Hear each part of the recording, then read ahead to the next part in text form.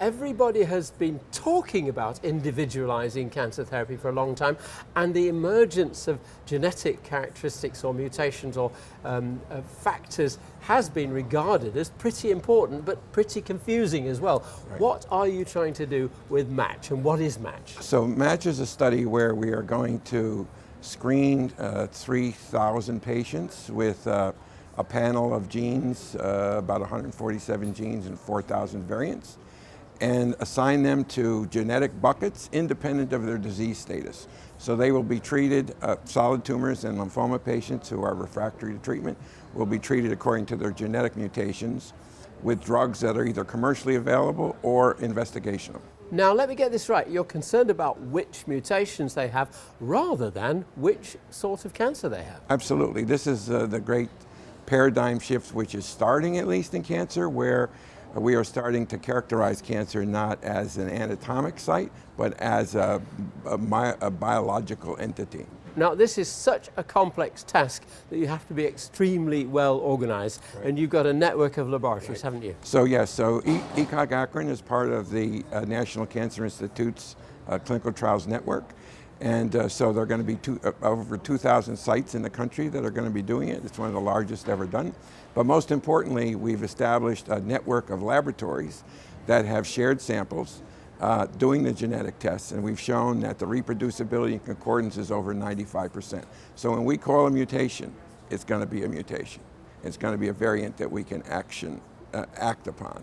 So the precision, you can't have precision medicine without precision diagnostics. So we have both. How sure are you, how much data are there about the effectiveness of targeting your therapy to the mutation rather than to a particular cancer? Well, we really won't know until we get into this. I mean, we know that it's very variable. For instance, with BRAF, we know that melanoma responds with V600 mutations, but colon does not respond.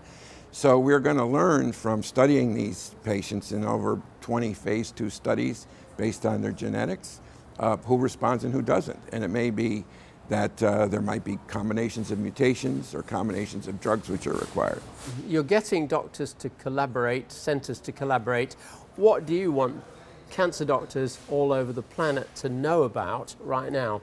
I think it's important to understand that this is an evolving field, that we have hints from individual diseases that this might work. But the question is, can we redefine cancer and its treatment based on molecular information? Now, in the past, President Kennedy wanted to get to the moon, President Nixon wanted to beat cancer. Are you going to beat cancer with this new approach? Will it make the paradigm shift that you're looking for? I think when one looks down the road that there will be we know already that there are very important niches for this type of treatment. I don't think that it's going to be a global type of approach. It's going to be a highly specific and highly centered approach. But I do think that this approach, combined with what's happening in immunology and immunotherapy, really introduces an entirely new approach to cancer in the world. And I think all of us throughout the world are doing this in one way or another. In the States, this is the biggest ever we've done. So what's your advice to busy cancer doctors briefly, then what should they take away from this? Well, I think that that participating in studies like MATCH, and there may be others in Europe and in other parts of the world, is very, very important if they have that opportunity. I think that if they're going to treat patients based upon tests that are done, they need to make sure that of the quality of the tests being performed so that you can guide patients to the right treatment.